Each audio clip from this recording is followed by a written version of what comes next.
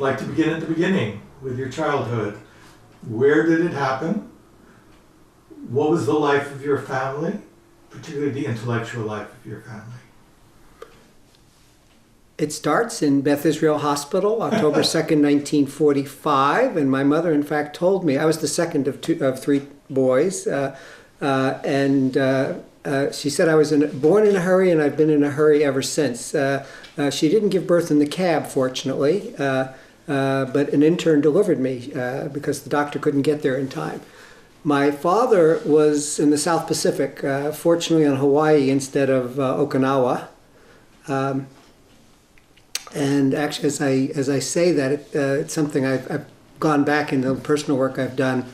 I feel I had never really thought about what it was like for my mother to be left with a 2.5-year-old and 3 months pregnant with me, and have a husband get on a troop train. And as I really started to think about that, not knowing where he was going, it really hit me.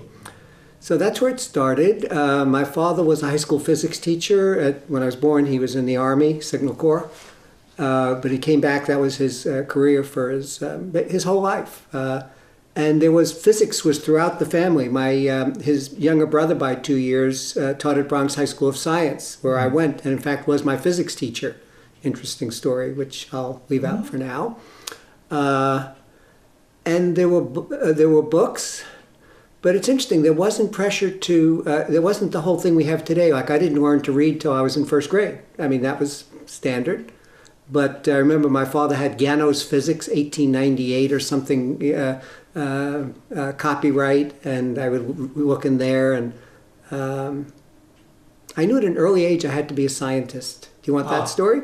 Yes, absolutely. I'm in third grade. We're studying the explorers. This is New York, so we're studying like Henry Hudson and people like that. And I desperately wanted to be an explorer. But I knew that I had to be a scientist. I don't know how I knew, but I knew the idea of being an engineer or a computer scientist didn't exist in my mind. But my wife has pointed out, interestingly, Dorothy, that I did become an explorer, both in my technical work, like public key cryptography, the award which gave rise to this interview. I went places where no one else went, in fact, where people told me not to go. And then in my personal life, the same thing, although my wife was my guide on that one. We'll get there. We'll get there, but I still want the child. What is the child reading? Oh, but there's another thing about the child. Yes. Whew.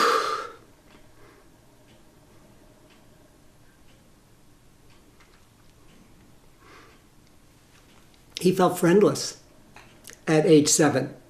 I mean, when I was a little kid, up through age 4.5, we lived in a neighborhood that was 99% Jewish. The Bronx, where I grew up, was totally balkanized along ethnic lines.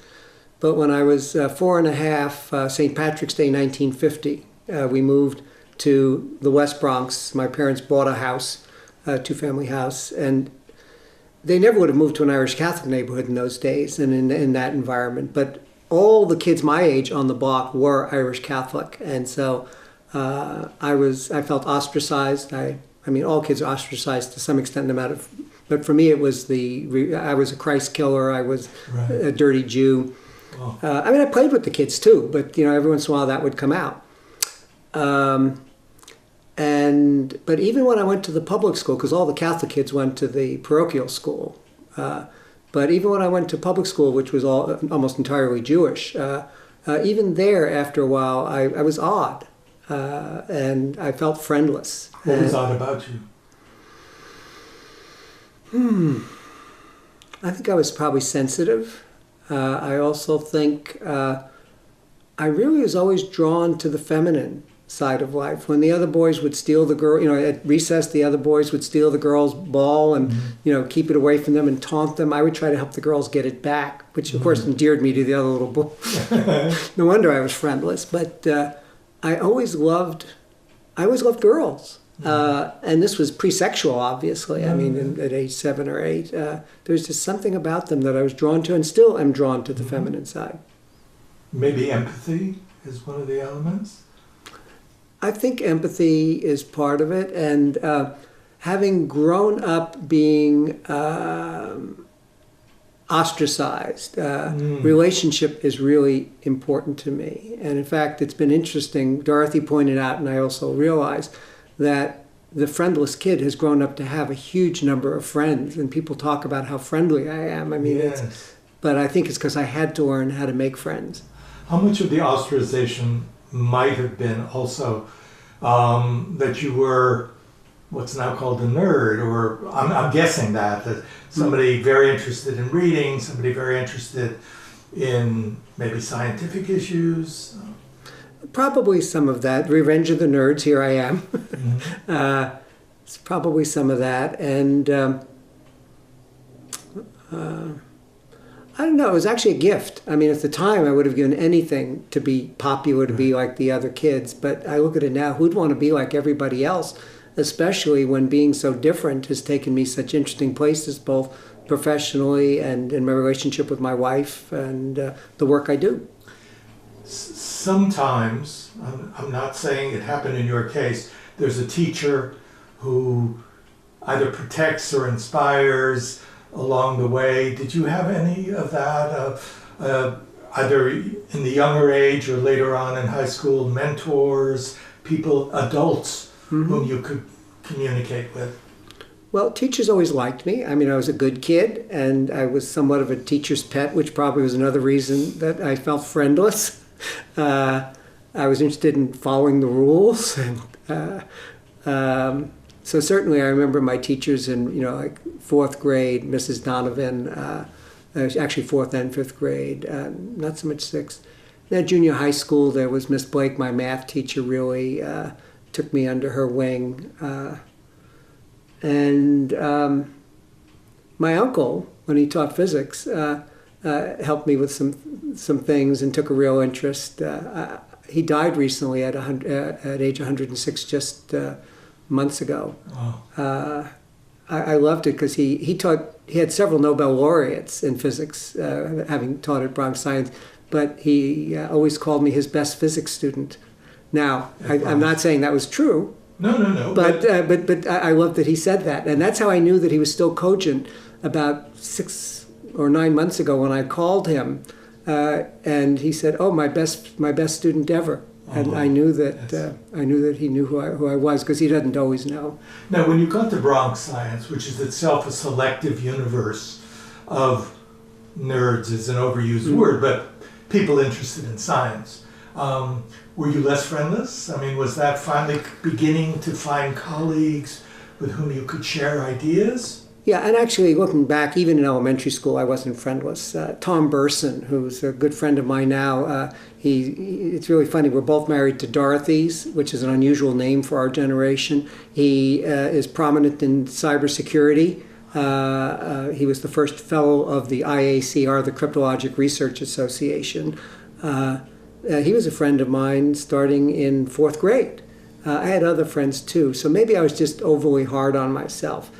But every step, like I went to junior high school, and there were new kids. I mean, some of the old kids came with me, but new kids came in too, and I could lose some of the what I felt, rightly or wrongly, was the taint of being Marty Hellman from elementary school, and high school even more. But the real change was in college. When I went to NYU, which is an interesting story. I would have gone to City College, because in New York in those days, City College was free. And college within the Jewish immigrant culture that I grew up in, even though my parents were born here, because they stayed in the Bronx instead of moving to the suburbs like most of my aunts and uncles. And my father, there wasn't a lot of money with my father being a teacher. College was not about the parties and football games. It was about getting an education so you could get ahead. My father went to City College. His younger brother, my uncle, who taught me physics, went to City College. Almost all my aunts and uncles went to one of the city colleges, and I would have gone there too, except NYU offered me a full tuition scholarship, and I could walk to NYU from my home, and so I saved 30 cents car fare every day. Of these things, life directions are made. Right, college was the thing that really changed there was I had my first serious girlfriend, and she was really popular. She was a sophomore. She was 2.5 years older than me, and she ran for it was called the University Heights campus, which NYU no longer owns.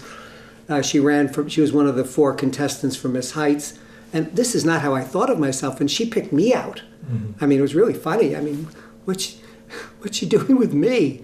But it helped change my self-image, which had been changing all along, but that was really key. But looking back, like I was talking to one of the girls, obviously now women, who I went to junior high and high school with, and it's funny, she remembers me. I took her sailing we had a small sailboat in spite of the lack of money, which was interesting. I took her sailing out on Long Island Sound, and when I was talking with her and going over things like this, she says, oh no, the way she remembered me is on the boat, as I put it, she didn't use these exact words, but heroic pose number 3, on the front of the boat getting ready to... You were a young man after all. Oh, yeah, I was probably 17 at the time, right. Something like that. What was your major at NYU? Oh, all my degrees are in electrical engineering. When did that notion, this is what I want to do, begin? Let's see, I switched from physics to electrical engineering probably in my senior year of high school. I became a ham radio operator. It was either stereo or ham radio in those days that got people into these things. Now it's more computers. And that's when that whole idea opened up to me, and I really loved electrical engineering. Where does that take you? You're thinking about a career, presumably, by the time you're at NYU in electrical engineering. Mm-hmm. What were you expecting of your career? Of course, many things happen to it, but what are you expecting it to be? That's a good question. It reminds me, I remember sitting in probably my junior or senior year of college, and I'm in some class, I'm looking at like 40 other students, all going to be electrical engineers, and I know this is just one of many universities and colleges across the country, across the world. And I wondered, what are all these people going to do when they get out? Because the only thing I could think of electrical engineers doing at that point was designing transmitters and receivers, which is what I did as a ham radio operator. Right. And I never thought of things like cryptography. The internet didn't exist. I also didn't think of like the summer jobs I had. One of them was in microwave plumbing. 1965, before my senior year of college, I worked out at this place that was building components for phased array radars, which were being used to track missiles. Never thought of stuff like that. I mean, it fit very close to the stuff that I worked on as a ham. And then the next year, between my undergraduate and starting at Stanford, I worked for Aerospace Corporation in LA, El Segundo, and there I was making gallium arsenide diodes for mapping sunspot activity, which whoever thought of that? Right. But the really interesting one is the summer after that, the summer of 1967. I got a job at TRW Systems, and I think I might have known it was in the Weapons Systems Effectiveness Department, but don't even think I knew that. And of course, it's all classified work. When I get there, I find out I'm flying warheads in on the Soviet Union on a computer to try to maximize our effectiveness, being able to kill people if a nuclear war comes about. It bothered me a little bit, but I did the work. My office mate and I used to joke if we had a good idea, it might result in another 10 megadeaths, which was blowing ourselves out of proportion. I mean, we were working on just we were just small cogs in this thing, but and I've used that in some talks I've given. Now that I work on trying to avoid nuclear war, I sometimes start out by saying, I wasn't always talking this way. In fact, in the summer of 1967, I was flying warheads in on the Soviet Union as part of our MIRVing effort. And what I say is, I couldn't see a better way to improve our national security then. I can now. Before we get there, we need to develop your scientific and intellectual capabilities. You go to Stanford, and by my lights, burn your way through Stanford. I mean, you're in 1 year, you've got a master's, in 2 more years, you've got your PhD. Actually, 1 year. Okay, technically it took me 2 years more to get my PhD because you had to have 2 years. But I left after 1 year and did research at IBM. That's a neat little story. Yes. In my second year of graduate studies, so the first year I'm really working on research at any level. I'm still taking 3 courses, which is for many people would be a full-time load, and for me was a 3-quarter load. So I'm only working 1/4 time on my research. But I start to wonder, and this is actually a really helpful thing for young people working on their graduate work. Many of them have said how much it helped them. I started to wonder, who the hell am I to think I can make an original contribution to knowledge, which is what you do for a PhD thesis. Maybe I should drop out of the program. My work's not going anywhere. As my mother said, I was in a hurry from the day I was born. And I actually was contemplating, should I drop out of the program? And then spring break came, so it's just about this time of year, 1967, and I thought, I haven't really been able to work full-time on research. Let me take a week, Monday through Friday. I'll take the weekend off and rest up, but Monday I'm going to start at 9 to 5, I'm going to work on research. Well, within the first half hour, I had the key result that became the central part of my thesis. There was more we had to do, but in roughly half an hour, I went from thinking, who am I to think I can make an original contribution to knowledge, to having the most important part of the result. And I love this. I tried for another hour or two to take it to the end, and I couldn't. And my thesis advisor, was at a conference, so I couldn't talk to him. And this was before email, 1967. The Dark Ages. Yes. But rather than slave driving myself as I did later in life, and sometimes do now, I gave myself the rest of the week off because I felt that I'd done in that half hour and a half, I'd done a week's worth of work, and actually I'd done several years worth of work. Right. And so I took the rest of the week off and had a good time, apropos of pleasure, and when my advisor came back, he agreed. I mean, he was excited too. And it took us a month, but it only took us a month because it was so simple to get from there to the end. We tried more complicated things, and it was a very simple approach that he actually came up with. It was calculus of variation, standard mathematical technique that took us from my important thing to the end. So now here I am. It's spring 1967. I'm in my second year of graduate work, and I've taken the summer off. So I've only done 3 quarters and 2 or 3 quarters, depending where you're talking about it. And I'm basically done with my thesis. And so...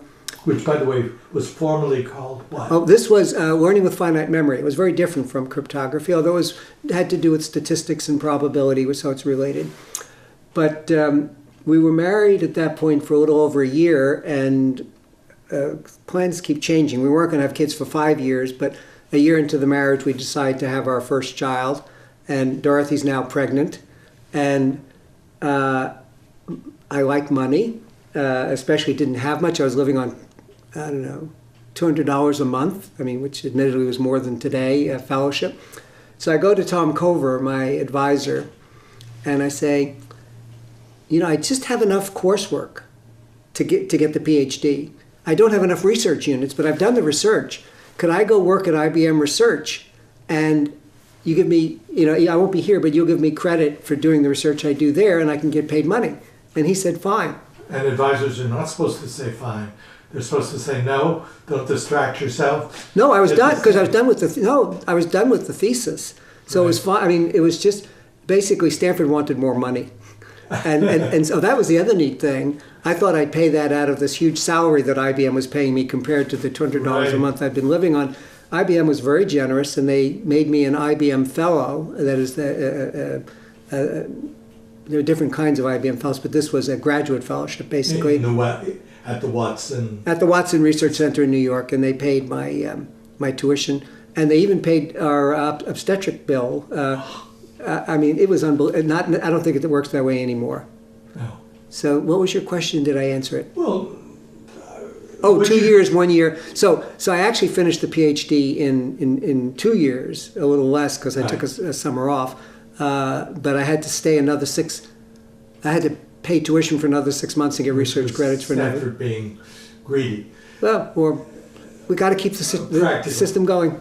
Now, at the Watson, is it called lab or Watson Research Center, Watson Research Center? T.J. Watson Research Center. I'd like to know, because yours has been a very collegial life, friendless initially, but collegial certainly. But the friendless may have been in my imagination. I understand, but certainly a collegial life. Mm-hmm. What is the collegial scientific life at the Watson Center at that point? How are you locked in a separate room? Is there discourse going on? What are people interested in finding out? Well, there was a lot of interaction, but the most important relative to my later career was with a man named Horst Feistel, who had been hired roughly the same time I had. IBM was starting its research effort in cryptography. They could see the need on the horizon, and I think they were thinking primarily in terms of time-shared computers, where many people are using the same computer, whereas prior to that, one person at a time would run on a computer.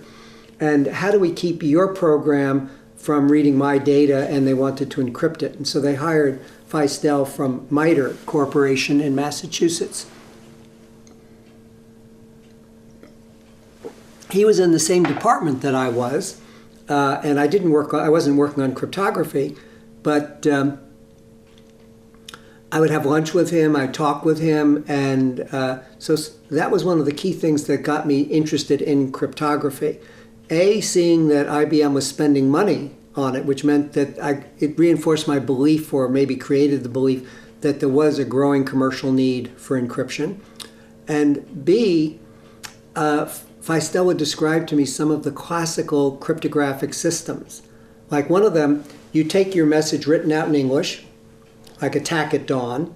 You then take the text of a book, like In the beginning, God created the heavens and the earth, and you add them together. You think of A as 0. So in the beginning, God created the heavens. Heavens has an A in it. So wherever the A is in heavens, that gets added to whatever letter of Attack at Dawn is underneath it, and you just get that letter.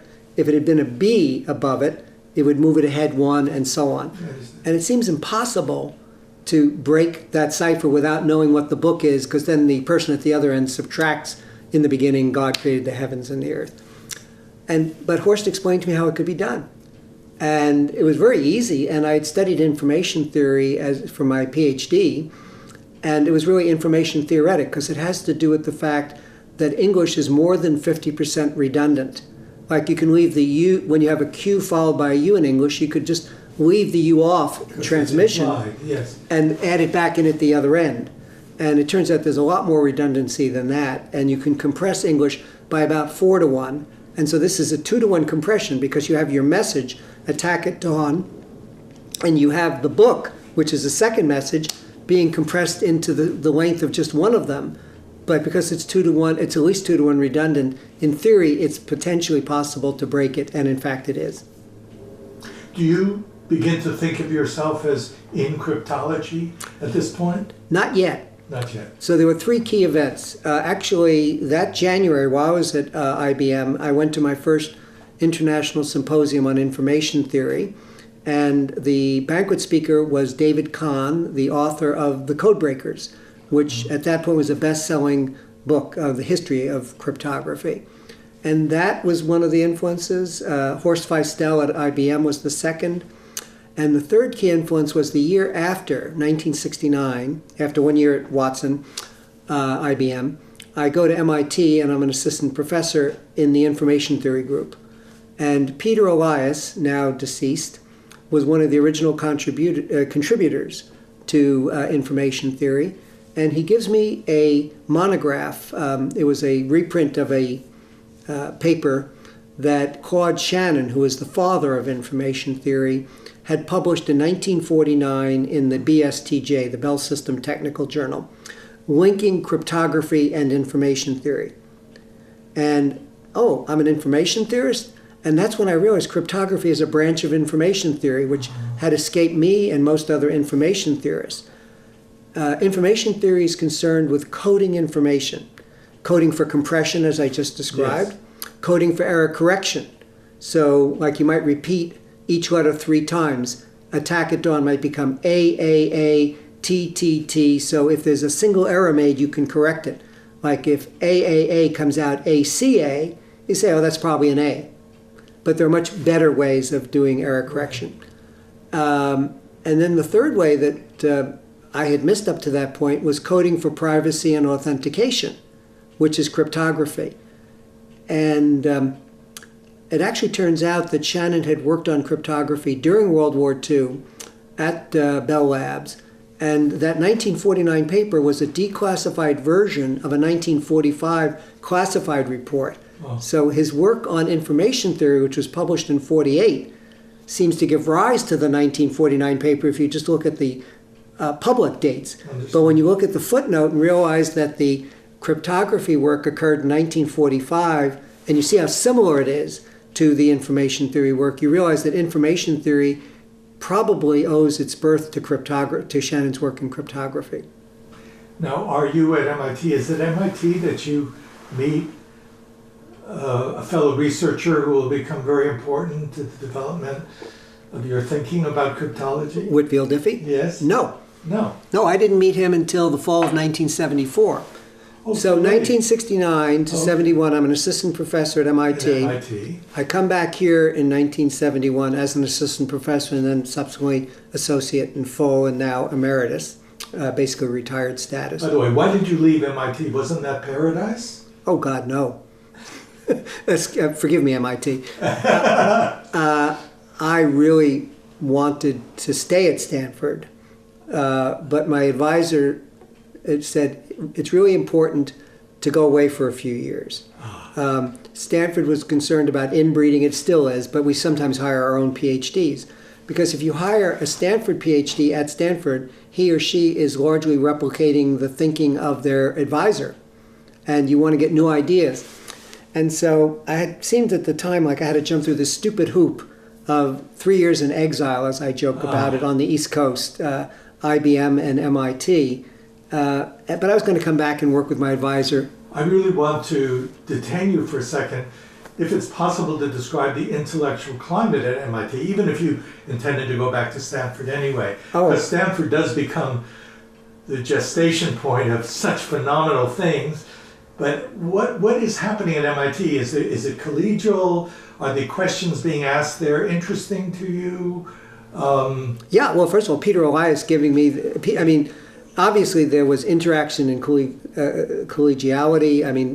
Peter, it wasn't like I asked about it, but it was just some mild, maybe I mentioned Feistel or something, and yes. Peter said, oh, that reminds me, here's this paper, and he gave it to me. And Bob Gallagher was very helpful to me. Dave Forney, who had left MIT and was in industry, but very closely associated. There was a lot of interaction. But was the dream of California that drew you?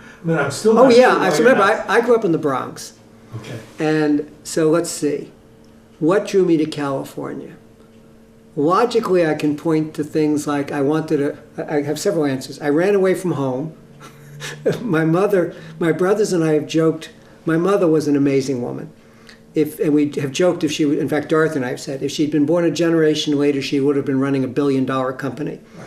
Instead, being born in 1914, she put all that energy into raising me and my 2 brothers, right. Which made us want to run away from home. Right, right. And so that's one answer.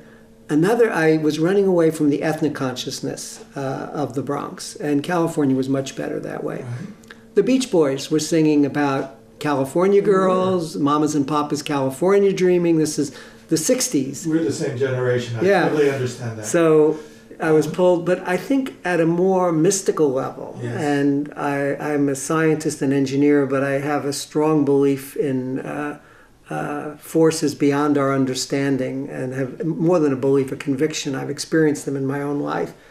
I had to meet Dorothy. Uh-huh. I didn't know I had to meet Dorothy. Understood. But she's just been amazing. And in a very, I mean, she saved my life. She saved your life. Oh yeah. If it weren't for her, I'd still be doing cybersecurity or pretending to do it because I'm 71. I mean, mathematicians are dead by the time they're in their mid-30s. There are some exceptions, but also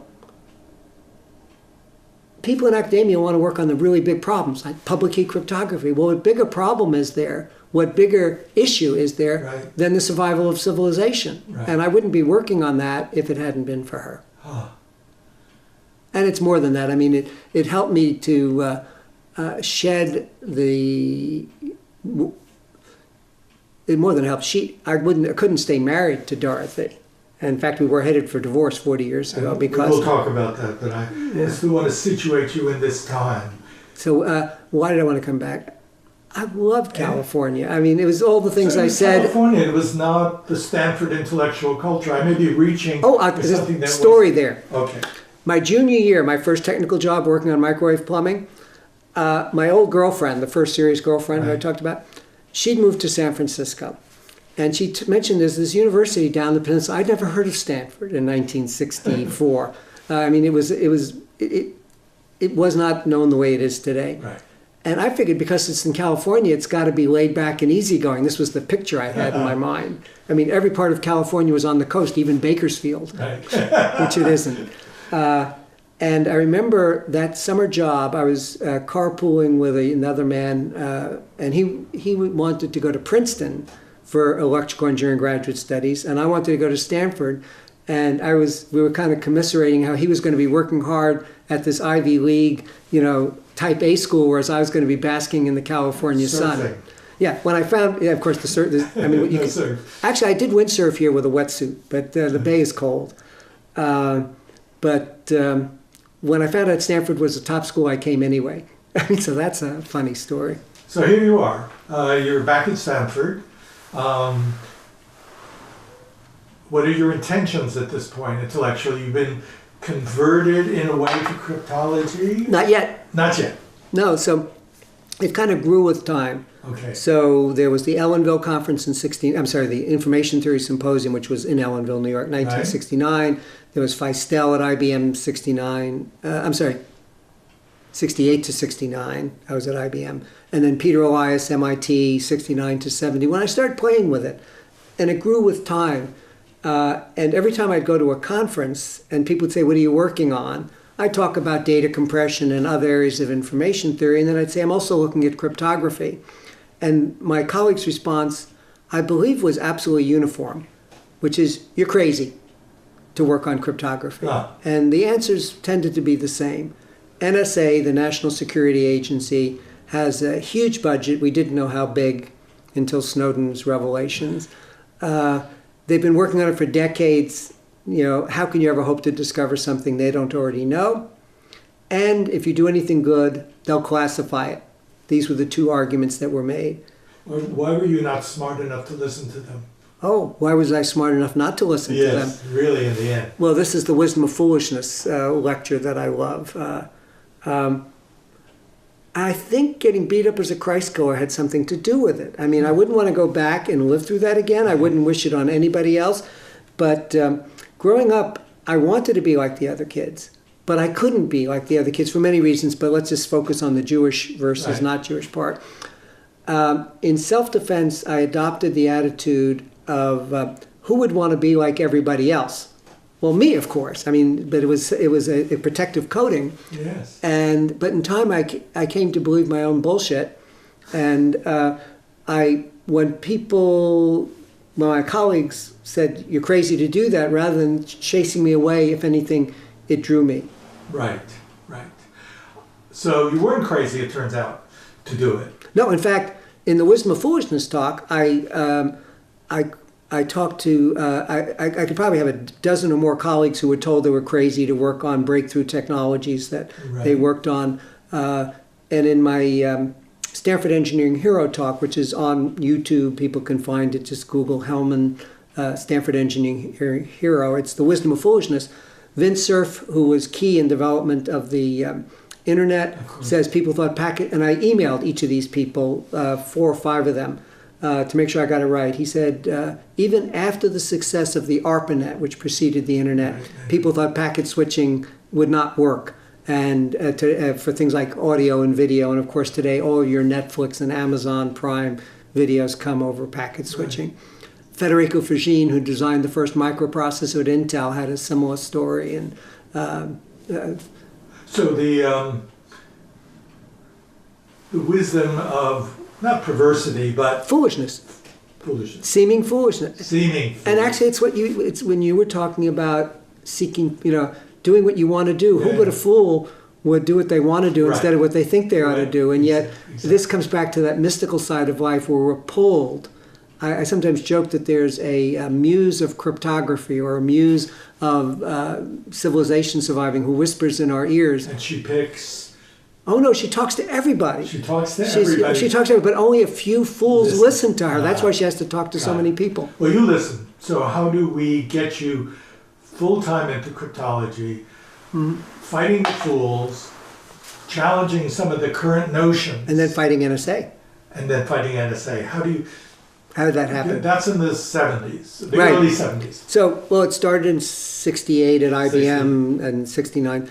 And I'm starting to spend more time on it. And I get a small result, but publishable. And I realize, maybe I can do this. I start spending more time, but I'm stealing it because I have NSF grants and I've got AFOSR, Air Force Office of Scientific Research, financial support. And I didn't want to do anything in cryptography under those because then NSA would descend on me. Right. To my surprise, my NSF grant monitor, when I tell him that I'm spending my own time on that, he says, no, do some of that under the NSF grant. And as I start to get good results, to my great surprise, even greater surprise, my contract monitor at AFOSR says the same thing. So I'm starting to spend, now I can spend some of this grant money, I don't have to steal time. Right. And then Whit Diffie shows up, which is critical. Okay. Have him descend either by parachute yes. or whatever. Actually, he came by Datsun 5 something, whatever the Datsun was that he was driving then. So this is not somebody whom anybody in the world would say was the equivalent of your personality. This is not a similar kind of person. No, Whit had long, and still has long blonde hair. Now it's whiter. Very counterculture. He takes wisdom of foolishness a little further than I do. And so what happened was in the fall of 1974, as I'm starting to spend more time on cryptography, but I'm also beginning to feel a little isolated.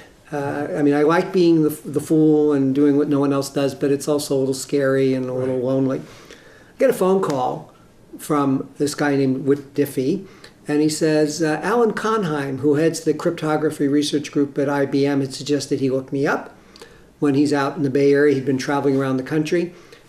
So we set up, I forget, it was a half hour or 1 hour meeting at my office about 5 minutes from here. And I didn't know that this was going to be, I set up half an hour, figuring, okay, it would be mildly interesting.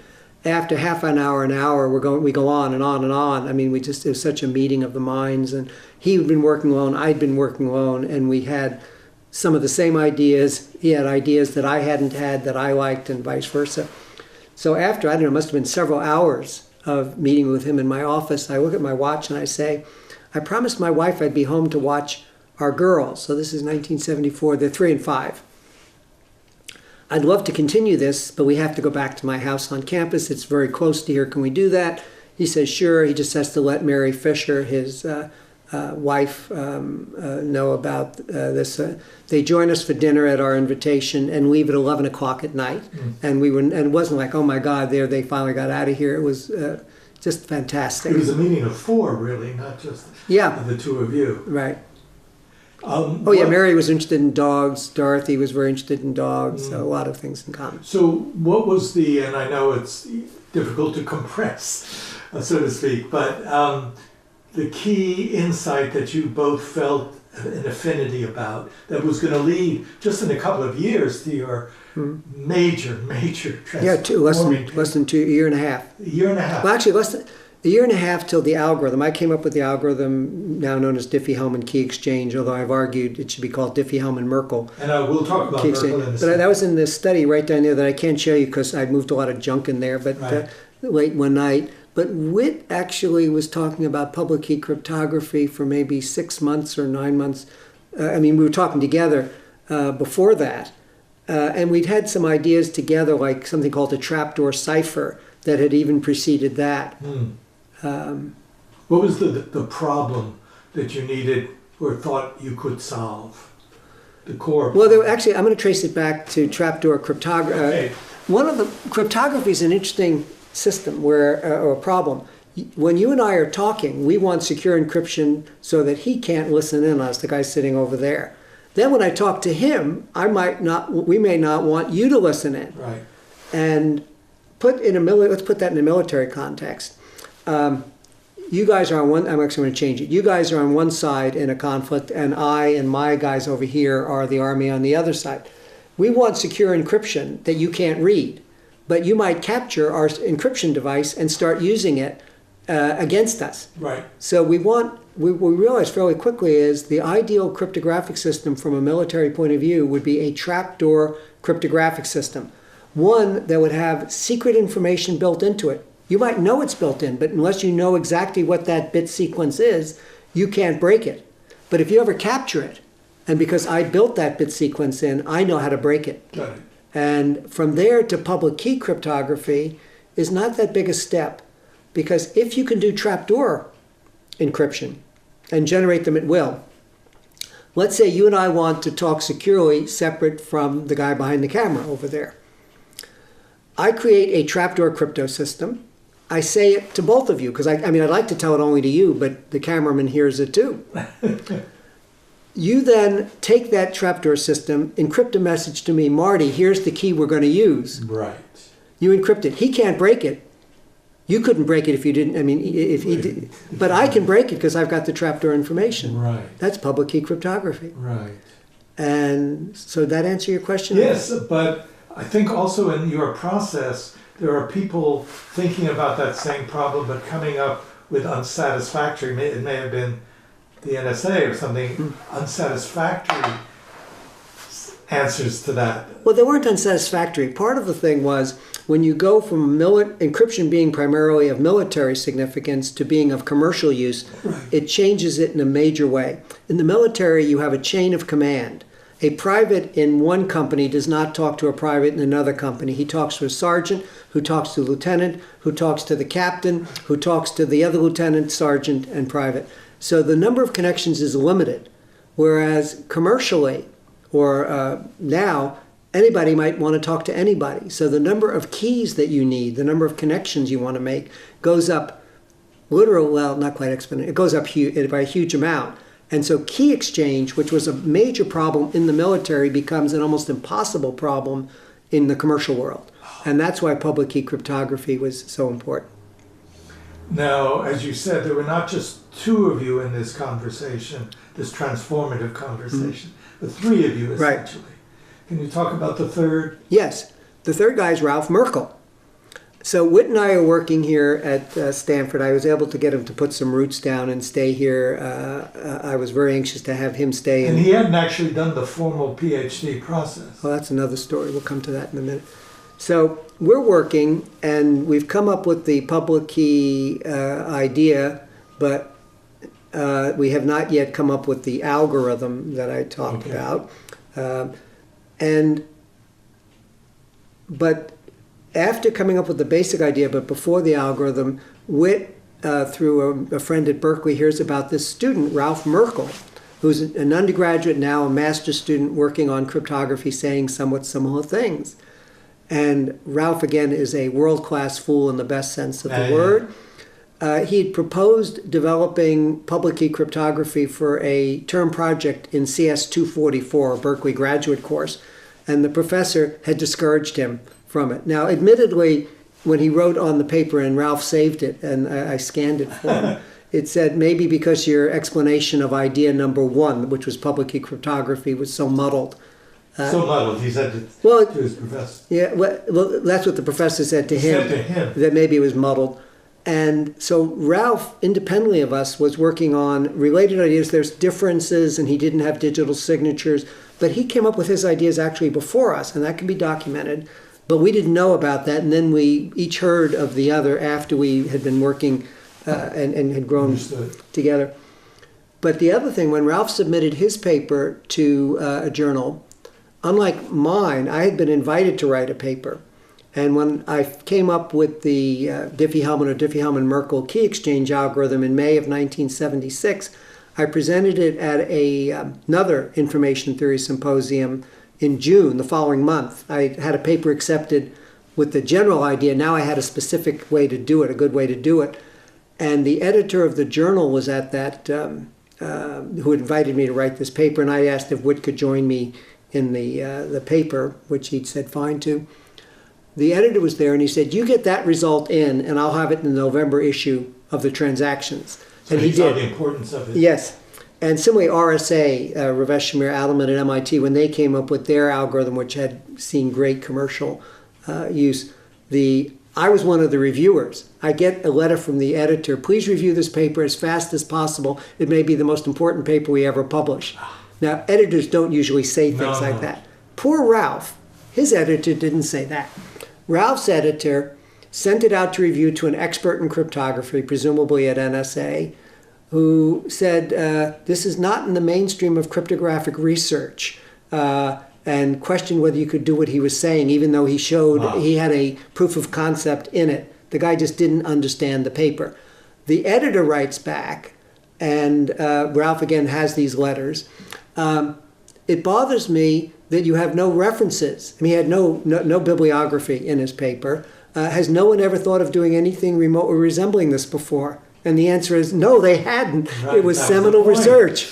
Now, in the editor's defense, Ralph should have had some references. I mean, he didn't know how to write a paper. He was either an undergraduate or a master's student when he wrote that, and with no benefit. I mean, a professor who discouraged him, and so that's Ralph Merkle, and he deserves, in my opinion, equal credit for the invention of the key exchange part of public key cryptography. There's two parts. The key exchange, which is what I described, and then there's digital signatures. And Ralph did not have that, admittedly, which is one reason I think the ACM Award was given to Whit and me, although it's kind of a toss-up how it goes. Understood. Digital signatures. Talk about that a bit. Okay. Most people, when they think of cryptography, think of privacy, not authentication. But really, cryptography is concerned with both privacy and authentication. And let me explain that and why authentication, which people don't think of, is probably the more important of the two. Okay. Think of writing checks on your bank account. Right. If privacy is violated, that camera guy over there can read every check you write on your account. Right. You're unhappy if that happens. If authentication is violated, he can write any check he wants on your account. Right. Which makes you more unhappy? The second one. The second one. And so what you need now cryptography always had some form of authentication, but with public key cryptography, you get an even better form. Normal cryptography prior to public key would allow the two of us to communicate and prevent the cameraman from either reading what we have written or altering what we've written. So there's both privacy and authentication.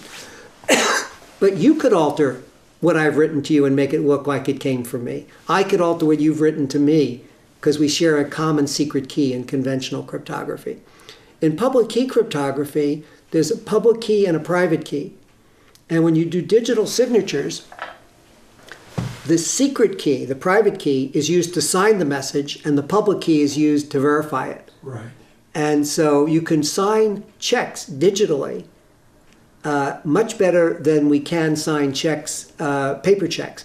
A paper check, someone might be able to change change the number, because the same signature is used for a $100 check or a $100 million check. Right. Whereas a digital signature depends on the contents of the message. And so my signature on a $100 check is totally different from my signature on a $100 million check, although it uses the same private or secret key to create it. Okay. Okay, now we're going to send your insights out into the world. and I'm just going to put it in the category of security and what this new key exchange allows, and commercial impact as well. So security, which is both national as well as commercial, and then the commercial side. What happens when your paper is presented to the world? A lot of excitement in the academic world, the commercial world, a lot of consternation in the at NSA, the classified world, and probably their foreign equivalents. And that's because they regarded cryptography as their monopoly. Right. And they were concerned that if we tell Americans how to protect their secrets from criminals, and foreign countries were also telling foreign countries how to protect their secrets from NSA. We're telling terrorists and criminals how to protect their secrets. You can't get around that. Right. And that discourse goes on. More than discourse, a war. War. Initially. So my colleagues, remember the two arguments, NSA has a huge budget, how can you hope to discover something they don't know? And if you do anything good, they'll classify it. They actually might have said if you do anything good, they might kill you. Or their foreign equivalents might kill you. Right. Because the implications were that profound. Yes.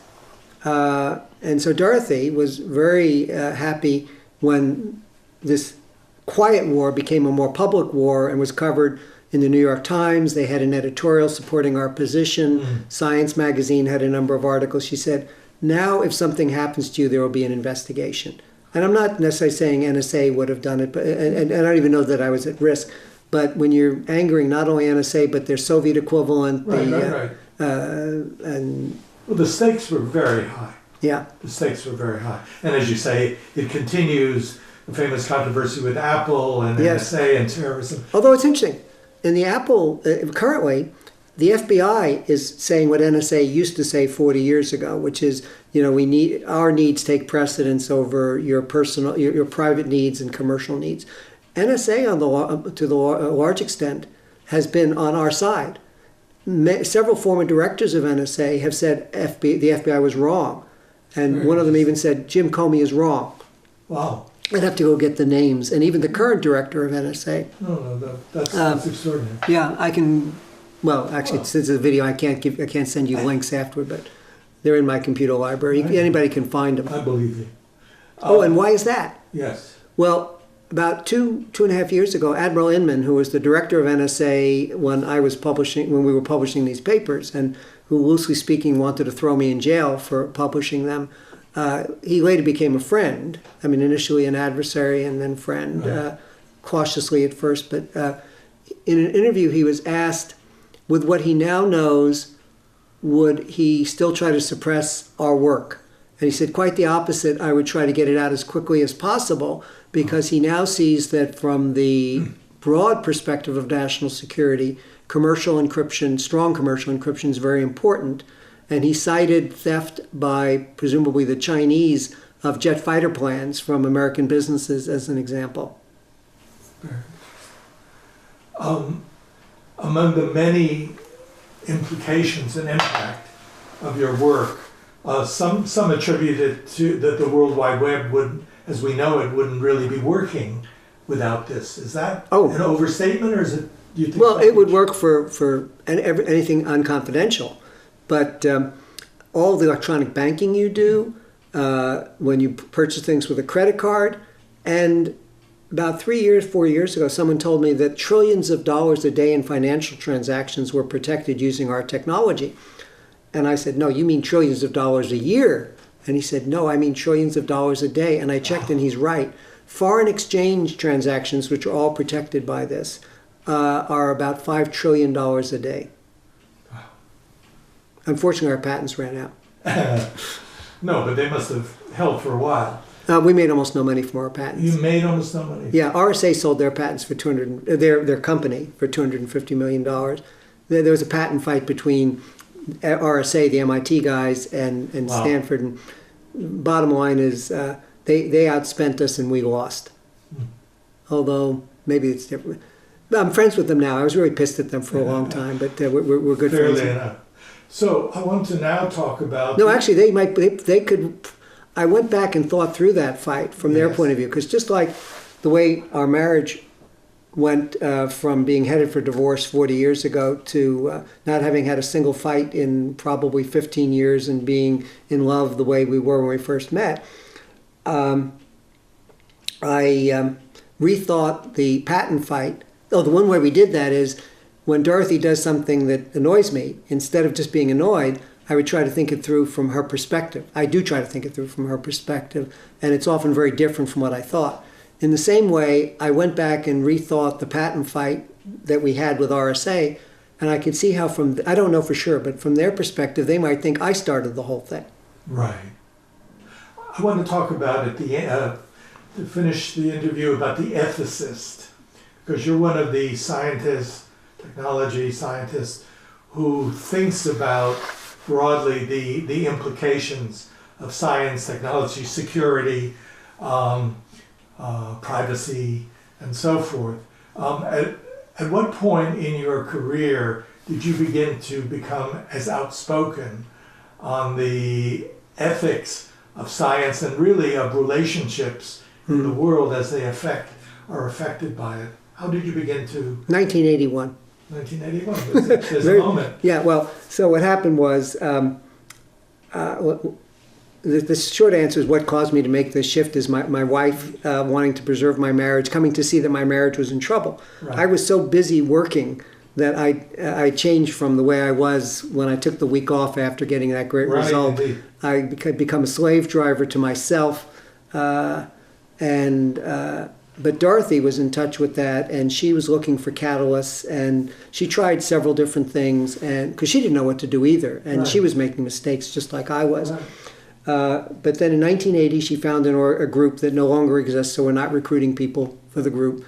And I was very arm's length at first, but by the summer of 1981, when she dragged me to enough meetings and we'd done enough work, like that's when I first realized how my mother must have felt when my father went off. I mean, he'd been in the Army for a couple of years, but when he went off overseas to the South Pacific, I'd never thought about that before. We did a lot of deep personal work. And then in the summer of 1981, we took a week, which I never would have taken a year earlier, to go to a seminar looking at how the bigger issues of the world, the bigger issues of our lives. And during that week, I saw that these people knew something I had to learn if my marriage was going to survive. And I dropped my resistance, threw my lot in with them, but they also were working on global issues. And that, in fact, it was at that week-long seminar that I saw Day After Trinity, a documentary about the making of the first atom bomb, because the first test in the New Mexico desert was called Trinity Site. And in that documentary, they interview about 5 or 6 of the scientists, engineers who worked on the Manhattan Project. And they ask each one of them, what was your motivation? And each of them says, Nazi Germany. Fission had been discovered in Germany in the late 30s. If Hitler got the bomb first, it would be 1,000 years of dark ages. We had to. And you could just see they're reliving the excitement they felt working on this important project to save the world from disaster. But in that same documentary, they come back to each one of them and say, so when Hitler was defeated, when our only enemy was Japan, and your stated, they don't say it, but it's implicit, your stated motivation was gone, why did you keep working on this horrible weapon? And their faces drop. One of them even develops kind of nervous twitch, Robert Wilson. He actually vomited, I found out later, this isn't in the documentary, when he heard that the bomb had dropped on Hiroshima. He had to stop, he was going from one lab to another at Los Alamos, and he just stopped and threw up. Oh. And watching the film, I could not be sure, but I believe they did what I had done in 1976 when I had to decide whether to go public with my fight with NSA. I was trying to figure out the right thing to do, and the idea popped into my head, forget about what's right or wrong. You've got a tiger by the tail, run with it. You'll never have as much chance to be well-known, be famous, infamous, whatever. At the time, I thought I brushed that, I call it the devil on my shoulder, like in the movies. I thought I brushed him off my shoulder. But watching Day After Trinity, 5 years later, because that was 1981 now, I saw that I had fooled myself. I had figured out what I wanted to do and then gone and done it. I then come up with the rationalization for why what I wanted to do was the right thing. And I believe the Manhattan Project scientists had done the same thing, and I vowed never to do that again. Although, actually, I'm going to refer people to a book my wife and I finished, and it's not a book sales job because people can download a free PDF. It's a newmap.com, a new map, 3 words run together, and there's Get the Book has a place where you can download a free PDF, and search on Devil on My Shoulder or A Day After Trinity would get it, and this story's in there about why, even after I made that vow that I was never going to fool myself again, some years later when I was in the patent fight with RSA, I couldn't be sure I wasn't fooling myself.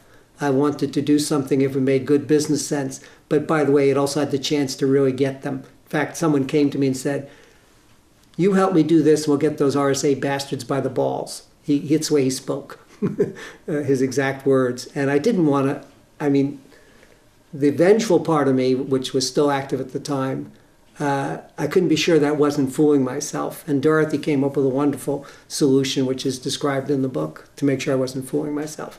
Thank you very much.